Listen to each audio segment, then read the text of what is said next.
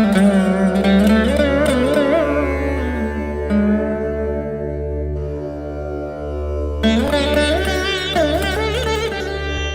నిబంధనలో ఒక సౌలు గురించి చూస్తాము, కొత్త నిబంధనలో ఒక సౌలు గురించి చూస్తాం. పాత నిబంధనలో ఉన్న సౌలుకి కొత్త నిబంధనలో ఉన్న సౌలుకి ఏంటి తేడా అంటే, పాత నిబంధనలో ఉన్న సౌలు, రాజు అయిన సౌలు దావీదుని తరుముతూ చంపడానికి రామా అనే ప్రాంతానికి వెళ్తాడు. రామా అనే ప్రాంతానికి వెళ్ళినప్పుడు అగ్ని రగులుకుంది. చంపడానికి వెళ్తున్నాడు, చెడు ఉద్దేశంతో వెళ్తున్నాడు, కానీ శత్రువుల యొక్క తలంపులన్నింటినీ కూడా నాశనం చేస్తాడు, కన్ఫ్యూజన్ తెస్తాడు దేవుడు. ఎందుకంటే ఆయన సేవకుల్ని కాపాడటానికి ఇటువంటి కార్యాలు దేవుడు జరిగిస్తుంటాడు. ఆ రామా ప్రాంతానికి చంపడానికి వెళ్తే సడన్గా దేవుని ఆత్మ బలంగా దిగి వచ్చి సౌలు బట్టలు విప్పేసి నగ్నంగా ప్రవచిస్తున్నాడంట. ఏంటి? సౌలు, రాజైన సౌలు చంపడానికి వెళ్తున్న అతను దేవుని ఆత్మ అంటే దేవుని అగ్ని రగులుకున్నప్పుడు అంతా చింపివేసి నగ్నంగా దొర్లుతూ ప్రవచిస్తున్నాడంట సమూయేలు ముందు. కానీ ఆ సౌలు యొక్క అంతము చూసినట్లయితే ఎట్లుంటుంది? తన కత్తిపైన తనే చచ్చిపోయి he dice a very brutal death and a very bad death. అస్సలు సరైన చావు కాదు, ఎంతో దురాత్మల చేత పీడించబడుతూ చచ్చిపోయాడు. కానీ దేవుని ఆత్మ వచ్చింది కదా, అలాగే ఎలాగ చేయగలిగాడు? అలాగే ఎట్లా చనిపోయాడు? ఈరోజు చాలామందికి కూడా దేవుని సన్నిధి దేవుని ఆత్మ వస్తుంది, దేవుని సన్నిధిలో ఉంటేనే దేవుని ఆత్మ వస్తుంది. మరలా వెళ్తే యథావిధి ఆలోచనలే, యథావిధి దురాత్మలే, యథావిధి కార్యాలే. ఎందుకు అని అంటే he did not let God in his heart. ఇక్కడ ఉన్నంత వరకు బాగుంటుందండి. చూడండి, అందుకనే సౌలు కూడా ప్రవచించే వారి గుంపులో ఉన్నాడా అని సామెత అప్పటి నుండి స్టార్ట్ అయింది. ఇస్ సాల్ ఆల్సో అమంగ్ ద ప్రాఫిట్స్. ఎందుకంటే సౌలు ఎంత క్రూరుడో, ఎంత మూఢత్వం కలిగిన వ్యక్తి. అట్లాంటి వ్యక్తి కూడా ప్రవచిస్తున్నాడా?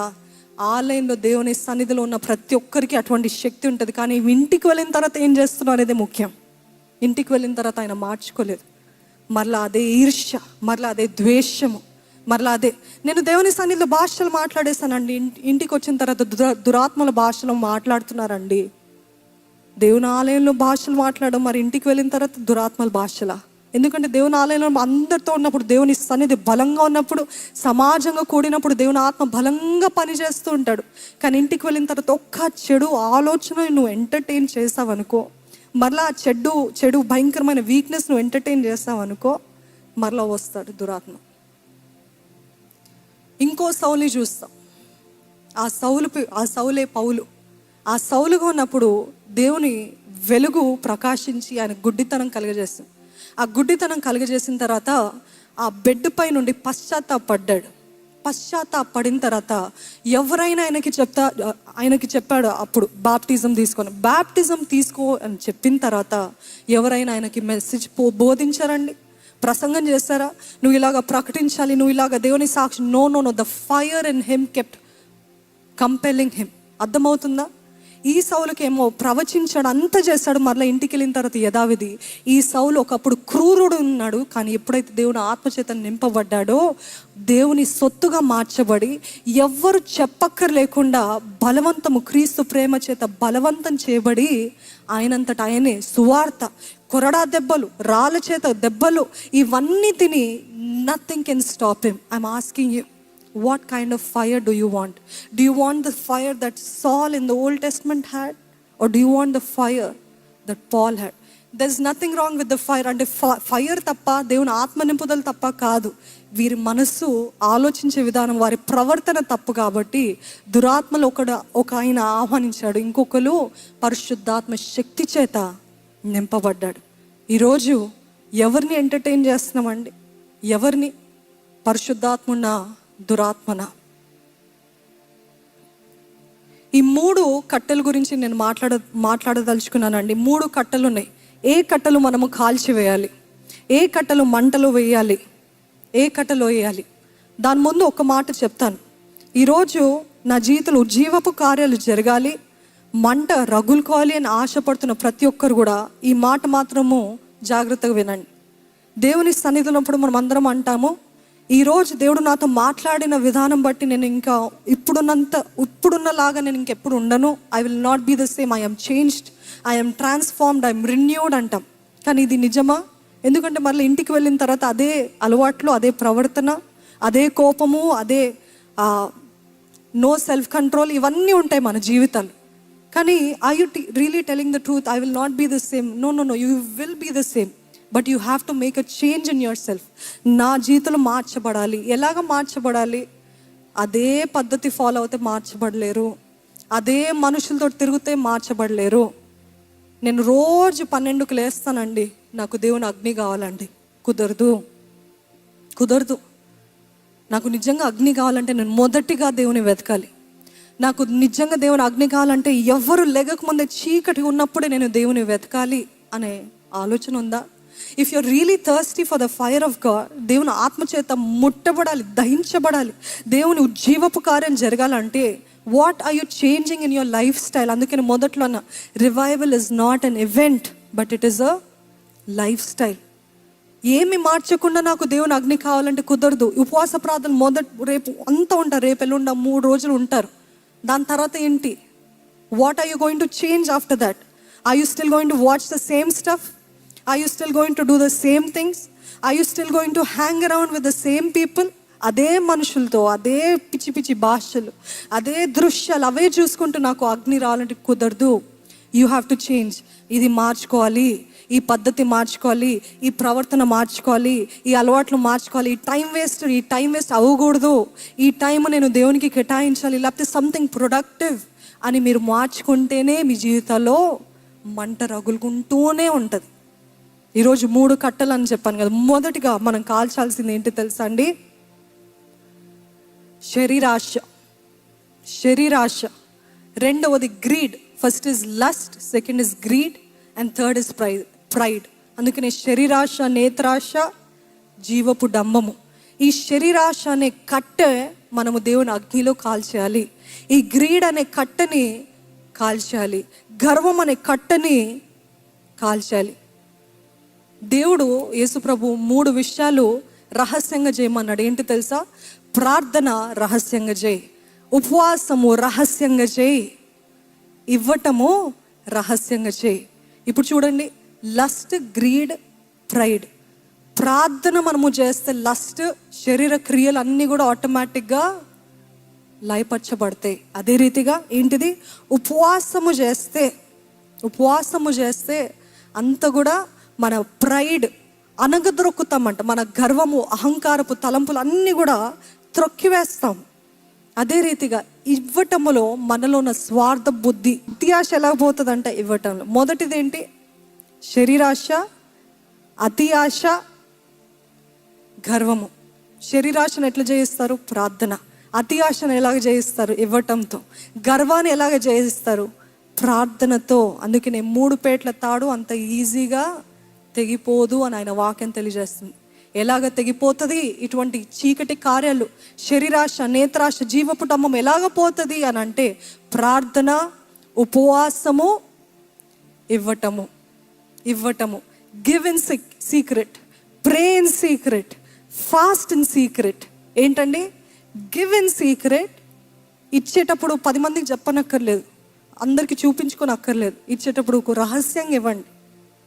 ప్రార్థన చేసేటప్పుడు తలుపు వేసుకొని ప్రార్థన చేయండి అన్నాడు. ఇంకేంటి? ఉపవాసం ఉండేటప్పుడు ఇందాక చదివినట్టు యెషయా 50 అందరి ముందు, అదే రీతి మత్తయి సువార్తలో కూడా ఉంటుంది, అందరి ముందు నేను ఫాస్టింగ్ ఉంటున్నాను అని ఎంతో పొడుగాటి ముఖం వేసుకొని ఉండక్కర్లేదు. చక్కగా నూనె రాసుకొని ధైర్యంగా చక్కగా సంతోషంగా ఉండండి అని ఆయన వాక్యంలో తెలియజేస్తుంది. ఎందుకంటే ఫాస్టింగ్ ఉన్నారంటే అందరూ నన్ను ముట్టుకోకు, నాతో మాట్లాడకు, నాకు ఓపిక లేదు, నన్ను ఏం అడగకు, నన్ను ఏం అడిగినా నాకు కోపం వస్తుంది, ఎందుకంటే నాకు ఓపిక లేదు, నేను ఉపవాసం ఉన్నా కదా అని అంటారు. ఎందుకండి షో ఆఫ్? దేవుడు ఏమన్నాడు? మీరు ఫాస్టింగ్ ఉండేటప్పుడు రహస్యంగా ఉండండి. Don't have to tell. ఒక చక్కటి మాట ఉంది, ఏంటి తెలుసా? When your prayer life goes to sleep, your old life wakes up. ఏంటది? When your prayer life goes to sleep. చాలామంది ప్రార్థన జీవితము పడుకున్నప్పుడు, లేకపోతే తగ్గిపోయినప్పుడు పాత జీవితం వస్తుంటుంది, పొడుచుకుంటూ వస్తుంటుందండి.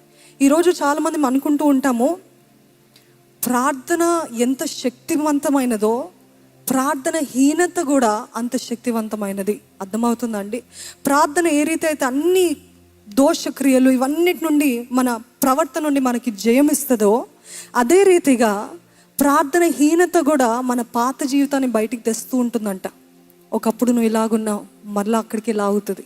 ఒకప్పుడు ఈ దురాత్మ పీడిస్తుందా, మరలా దురాత్మలు మిమ్మల్ని వెంట వస్తాయి. ఎప్పుడూ ప్రార్థన హీనత. So don't think prayerlessness is nothing. Prayerlessness also has a power to draw you back to your old life, your past life. All the old spirits that were chasing you మరలా వస్తుందంట.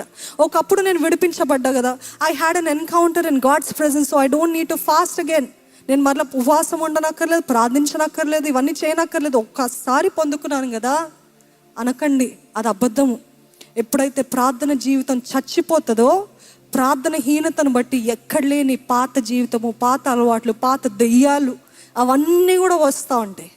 జాగ్రత్త. ప్రార్థన హీనత కూడా పవర్ఫుల్. అందుకని అనేక సార్లు మనకి ఇటువంటి డౌట్స్ వస్తాయి. మరలా అదే సమస్యతో ఎందుకు పోరాడుతున్నాను?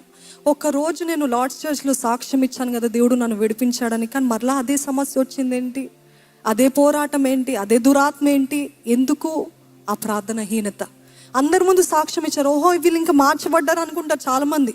వీళ్ళు ఇంత గొప్ప సాక్ష్యం, చెప్పట్లు, వండర్ఫుల్ టెస్టిమనీ, ఎవ్రీబడి అప్లాడ్స్. కానీ మీ ఒంటరి సమయంలో మరలా అదే సమస్యలు, మరలా అదే స్ట్రగ్లింగ్, మరలా పొర్నోగ్రఫీ, మరలా అదే ఇచ్చలు, మళ్ళీ అదే ఆశలు.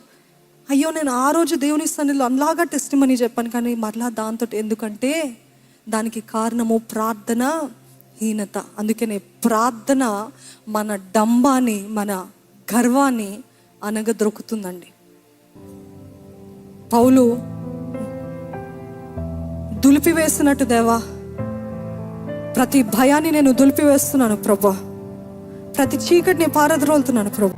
నోరు విప్పి ప్రార్థన చేయండి. Thank you for the power, thank you for the authority that you've given me Lord. శక్తినిచ్చేదేవా, బలాన్నిచ్చేదేవా, నీకు వందనాలయ్యా. రేపటి నుండి తండ్రి నీ ఉజ్జీవపు కార్యాలు జరిగించు. ఇప్పుడు ప్రారంభించిన ఈ మంటను కొనసాగింపజేయి ప్రభా. ఎక్కడ ఆగిపోకుండానట్లు, ఆరిపోకుండానట్లు నాకు సహాయం చేయి. ఈ చెడు అలవాట్ల నుండి విడిపించు, ఈ వ్యసనాల నుండి విడిపించు, మోహపు చూపు నుండి విడిపించు, ఈ చెడ్డ స్నేహము నుండి, చెడ్డ సంబంధము నుండి విడిపించు.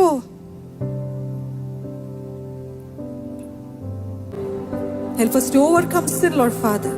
నీ శక్తిని దయచే, నీ కృపను దయచే. ఇప్పుడే ప్రతి ఒక్కరి తల నుండి అరికాల వరకు నీ పరిశుద్ధ అగ్ని చేత కాల్చమని వేడుకుంటున్నానయ్యా. కాల్చయ్యా, మా చేతులు కాల్చయ్యా, మా కాళ్ళని కాల్చయ్యా, మా దేహాన్ని కాల్చయ్యా, మా మనసుని కాల్చు ప్రభువా, మా నాలుకల్ని కాల్చయ్యా, మా నేత్రాన్ని కాల్చు ప్రభువా. సమస్తము నీకు అంగీకారంగా చేయి. అగ్నిలో పడి తండ్రి మేలైన బంగారంగా బయటికి రావాలి ప్రభు. మేమందరము శ్రేష్టమైన ఎటువంటి మాలిన్యము లేని బంగారంగా మేము బయటికి రావాలి. నీ అగ్ని చేత మమ్మల్ని కాల్చి పరిశుద్ధపరిచి నీ సొత్తైన ప్రజగా తన అంతవరకు మేము నిలబడలాగిన నీ శక్తి, నీ వెలుగు, నీ మహిమ ఎల్లప్పుడూ మాలో ఉంచి నీ అగ్ని ఎప్పుడు మా హృదయంలో, మా ఆత్మలో రగిలింపజేయమని ప్రభు యేసు నామములో అడిగి వేడుకొంచున్నాను తండ్రి. Amen, amen.